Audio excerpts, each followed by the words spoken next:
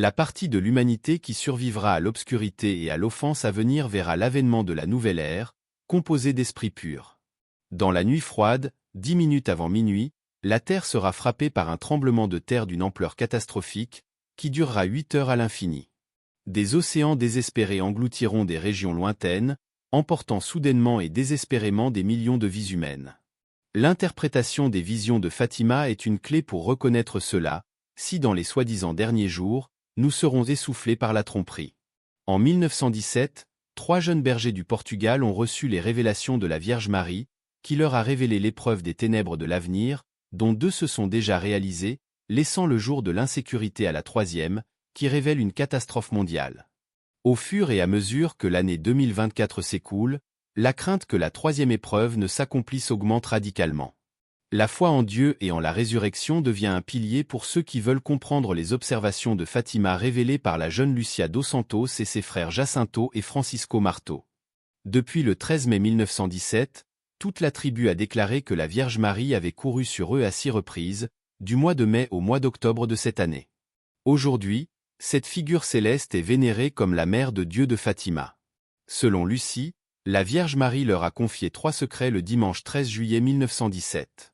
2 d'entre eux ont été révélés en 1941, lorsque l'évêque de Leiria, Mgr José Alves Correia da Silva, a demandé à Lucie d'écrire sur ses visions dans son livre sur Jacinto. Bien que pressée, Lucie s'éloigne avec la révélation de la 3e vision, incertaine de la permission divine. Ce n'est qu'en octobre 1940 que la vision fut mise par écrit sur ordre de l'évêque, scellée dans un vieux livre qui ne fut ouvert qu'en 1960, lorsqu'on pensa que son contenu deviendrait plus compréhensible. Le secret de la 3e vision a été officiellement révélé par le papiste Jean-Paul II en 2000, bien que l'on continue à penser que le texte intégral n'a jamais été révélé. Pour beaucoup, ces 3 secrets appartiennent à la Seconde Guerre mondiale et aux persécutions chrétiennes du XXe siècle. L'Église catholique, après avoir analysé des centaines de révélations supposées de la Sainte Mère, n'en a reconnu officiellement que 12, qui ont eu lieu dans les années 1830 à 1933. Parmi ces étudiants, Victor et Edith Turner, anthropologues culturels devenus catholiques, se sont consacrés à la recherche de ces suppositions, observant l'augmentation de leur visibilité, interprétée comme un appel à l'aide de la classe moyenne inférieure face à une culture en pleine mutation.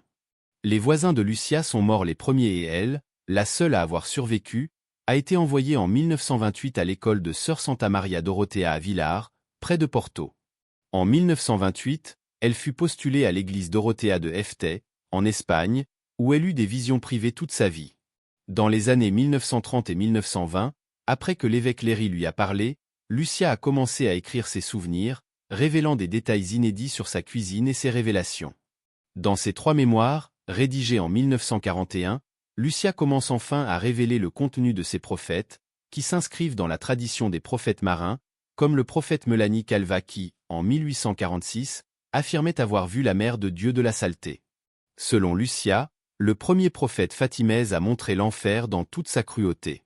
La mère de Dieu montrait à ses enfants une vision obsédante et perverse, mais une lueur destructrice d'être plongés dans un tourment éternel, renforçant la promesse de la mère de Dieu de conduire ceux qui lui étaient confiés au Christ, pour les libérer de la souffrance éternelle.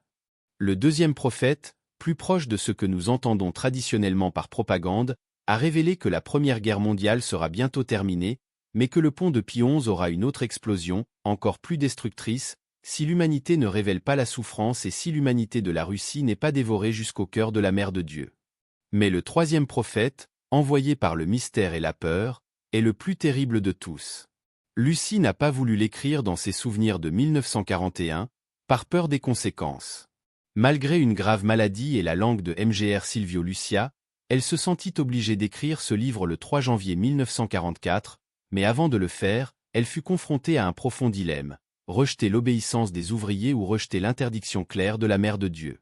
Finalement, après la révélation de la Sainte Mère, Lucie fut convaincue d'écrire la vision, mais elle n'essaya pas de la comprendre. La femme âgée ayant reçu la 3e révélation a été envoyée à l'évêque Silvio et a été emprisonnée jusqu'en 1957, date à laquelle elle a été envoyée en Russie. Les faussaires affirment que l'évêque a refusé d'ouvrir la vieille femme, promettant à Lucie qu'il le ferait après sa mort ou en 1960, selon ce qui se produirait en premier. La dernière révélation a été faite le 13 mai 2000 et s'est achevée en 1983, date anniversaire de la première révélation et 19 ans après l'attentat contre Jean-Paul II. Le Vatican suggère que la troisième révélation fait référence à la persécution des chrétiens au XXe siècle, dont le point culminant a été la tentative d'attentat contre Papa. Mais de nombreux croyants pensent que la prophétie n'a pas été pleinement réalisée. Le texte publié par le Vatican l'a été le 26 janvier 2000, lorsque l'Église a décidé de publier la dernière partie de la prière de la mère de la déesse Fatima. Cette révélation a été confirmée par l'une des enfants, Lucia, qui vit toujours comme professeur de clause dans l'Église au Portugal. Le premier père à qui Lucie a révélé cette vieille prière est Pie XII, qui l'a scellée et gardée secrète. Ses disciples, dont Jean Cixi, ont également décidé de ne pas la rendre publique, par crainte de la panique qu'elle pourrait provoquer. Sur les conseils de Jean-Paul II, des révélations ont finalement été faites pour reconnaître à l'humanité le constat de Fatima, un besoin urgent de reconquête et de condamnation. Fatima a observé l'avenir sombre entre les années 1950 et la première décennie du XXe siècle, révélant que le mal domine le monde, répandant la haine et l'offense, et que l'humanité développe une arme capable de détruire la planète en quelques minutes. Seul un tiers de la population survivra aux désastres qui s'ensuivront, détruisant guerres, conflits religieux et catastrophes aux proportions apocalyptiques. Le père d'Augustin, qui rendit visite à Lucie lors de leur séparation, révéla que le vendeur était très excité, convaincu de l'imprévisibilité du jugement de Dieu. La Vierge Marie, dans ses révélations, a exprimé sa tristesse face au désespoir de l'humanité en 1917. Alors que les justes suivent une ligne fine, les innocents suivent une ligne large qui mène à une mort certaine. Pour Lucie, l'heure des comptes était proche, beaucoup d'âmes étaient mortes et tous les peuples seraient écrasés sur la terre. Malgré cela, elle pense que si les gens s'interrogent, prient et font de bonnes choses, il y a encore un espoir de sauver le monde. Mais s'ils continuent d'agoniser, le monde sera perdu à jamais. Elle a déclaré que le moment était venu pour chacun de partager la prière de la Mère de Dieu avec sa famille, ses amis et le monde entier. On pense que la troisième prière sera prononcée en 2025. Il est recommandé, pour commencer à prier, de faire son temps et de faire des offrandes. Il semble que le monde soit à la dernière minute du dernier jour, 23h59, et que les catastrophes soient de plus en plus fréquentes. C'est pourquoi beaucoup de ceux qui ont quitté l'Église reviendront à bras ouverts vers l'Église de Jésus-Christ. Les gens sont curieux, et la partie de l'Apocalypse qui a le plus retenu l'attention est le meurtre du grand évêque vêtu de blanc. La prière, censée être liée à Papa, a été naturellement associée à l'attaque futile contre Papa, et certaines personnes, cependant, prétendent qu'il ne peut s'agir d'une occasion prévisible, parce que Papa a survécu à l'attaque, alors que l'évêque était vêtu de blanc. C'est pourquoi certains suggèrent que le meurtre de Papa reste la prière de l'occasion suivante. Lorsque le texte de la troisième prière a été publié, le cardinal Ratzinger, l'un des théologiens les plus éminents du XXe siècle, qui est devenu plus tard Benoît XVI, a écrit un texte supplémentaire. Il a indiqué que le pronostic serait probablement décevant ou surprenant après toutes les spéculations qui avaient été faites. Il a expliqué qu'aucune grande énigme ou futur inconnu n'a été révélée. L'objectif de cette vision est de mobiliser les forces de changement dans la bonne direction, de rejeter les explications fatalistes. Nous devons rejeter l'idée que l'attentat du 13 mai 1981 n'était qu'un instrument du plan divin dirigé par l'obstination et que l'attaquant ne pouvait pas agir librement. La vision, par contre, parle des dangers et de la manière dont on peut s'en protéger. Mais cela n'a pas calmé les émotions liées à la troisième révélation. Dans la dernière partie de la vision, il a été révélé qu'il y aurait une grande guerre, qui détruirait tout, et que l'obscurité s'abattrait sur nous pendant 72 heures, c'est-à-dire 3 jours après. La partie de l'humanité qui survivra à ces ténèbres et à ce sacrifice commencera à vivre dans une nouvelle ère composée de bonnes personnes. Par une nuit très froide, 10 minutes avant minuit, la puissante étendue de terre gâchera la terre pendant 8 heures. Ce sera la troisième révélation que Dieu règne sur la terre. Les justes et ceux qui répandent la foi ne doivent pas s'inquiéter de la prière de la mère de la déesse Fatima. Peut-être ne savez-vous pas que la vision de Fatima est exceptionnelle et liée à d'autres révélations. Le lien entre les révélations de Fatima et d'Akita peut être attribué à la réaction rapide et positive du cardinal Ratzinger à cette prière. L'évêque d'Étiou a compris que le cardinal, qui a été le gardien de la troisième vision de Fatima, a perçu la similitude entre les révélations d'Akita et de Fatima, dont l'authenticité n'a pas été mise en doute. C'est pourquoi il a également confirmé la diffusion immédiate des révélations parmi les fidèles. Pour mieux comprendre ce lien, regardons les dates. Fatima in 1917, Amsterdam in 1945 et Akita in 1973. Amsterdam a eu lieu 28 ans après Fatima, et Akita 28 ans après Amsterdam. Il est intéressant de noter que 28 ans après Akita nous amène en 2001, première année du troisième millénaire. Le père défunt Jean-Paul II a écrit dans son livre sur le chemin de l'Alliance qu'il semblait qu'à l'approche du troisième millénaire, la vision de la mère de Dieu de Fatima serait réalisée par une jeune bergère. La deuxième corrélation est la connexion bleue. Sœur Agnieszka a appris à prier à Fatima grâce à son ange guerrier, qui lui a dit que le pasteur de Fatima était aussi l'ange du Portugal. Les révélations de la mère de Dieu à Akita et à Fatima ont eu lieu 13 jours par mois, et la dernière révélation de Sœur Agnieszka a eu lieu le 13 octobre 1973, l'année de la merveille du soleil à Fatima. Cela a conduit MGR à conclure que la transmission d'Akita était une continuation de la prière de Fatima. La troisième corrélation est le contenu apocalyptique des trois prières, ce qui renforce l'idée que ces visions marines sont profondément liées sur le plan thématique et des implications pour l'humanité. Lorsque la troisième vision a été pleinement révélée, nous voyons un ange avec un miroir brûlant, prêt à mettre le feu à la terre, mais il est arrêté par la Sainte Mère sous tous ses aspects. L'ange lance alors plusieurs appels à la condamnation. Sœur Lucie, interrogée par le défunt Père Jean-Paul II sur cette vision, a expliqué que ce n'était pas Dieu qui nous jugeait, mais que l'humanité se chargeait elle-même de ses dévastations à cause de ses erreurs, telles que l'immoralité et l'injustice, en particulier à l'égard des pauvres. Bien que la Sainte Mère ait observé les grandes catastrophes, elle n'a pas mentionné le fort tremblement de terre qui a inondé le Japon, qui s'est produit 10 ans plus tard et qui a provoqué un conflit interne qui s'est terminé par une grande catastrophe. La dernière prière fait encore l'objet de nombreuses discussions et critiques, et pour beaucoup, c'est le thème principal. Il y a des années, au XXe et XXe siècle, la plus grande prière adressée à la bienheureuse Mère Fatima était la prière du rosaire pour la fin de la guerre mondiale et l'instauration de la paix dans le monde. À cette époque, les visions de Fatima n'étaient pas connues dans le monde entier, mais seulement en Italie et en Espagne. Après la publication des souvenirs de Saint Luzy en 1935, Fatima a commencé à être perçue comme un symbole de la victoire des femmes sur le communisme. Le 8 octobre 1960, l'Agence portugaise d'information internationale a publié que la vision resterait probablement exclusivement secrète, ce qui a donné lieu à de nombreuses spéculations, à commencer par la destruction nucléaire et les profondes divisions au sein de l'Église catholique, qui pourraient conduire à la séparation des rôles rivaux. Le 2 mai 1981, Lawrence James Downey vole un avion et demande à son père, le pape Paul II, de révéler au monde la troisième vision de Fatima.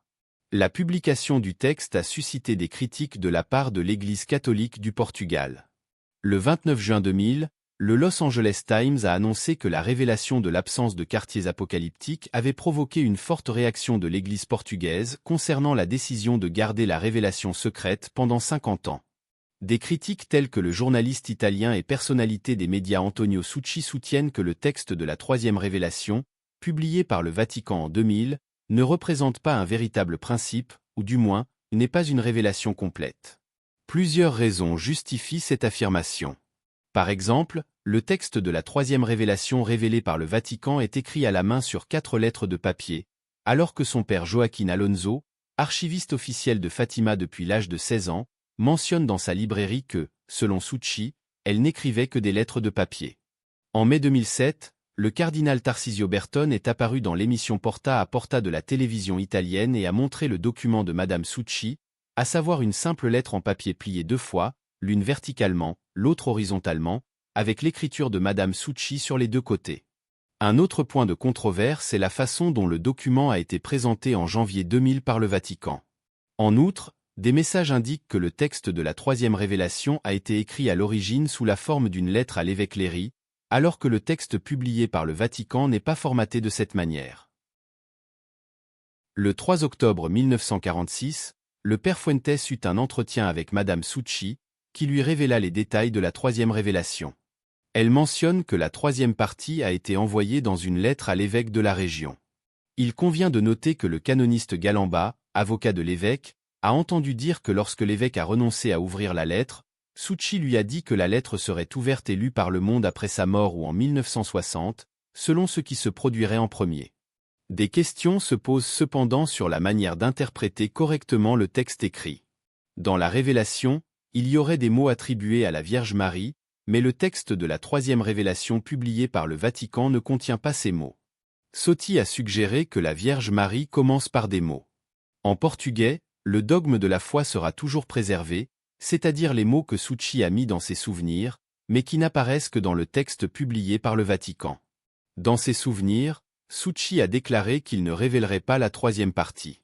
Les critiques affirment que le document contient des informations sur l'Apocalypse, l'apostasie et l'infiltration satanique de l'Église. Dans une interview publiée le 11 novembre 1984 dans la revue Jésus, il a été demandé au cardinal Ratzinger s'il avait lu le texte de la troisième révélation et pourquoi il n'avait pas été publié. Il a reconnu l'avoir lu et a commenté que la révélation fait référence à des dangers qui menacent la foi et la vie des chrétiens, et par conséquent, la vie du monde. Il a également indiqué que le fait de ne pas révéler d'informations, du moins jusqu'à présent, vise à empêcher l'éradication des propositions religieuses par la recherche de sensations.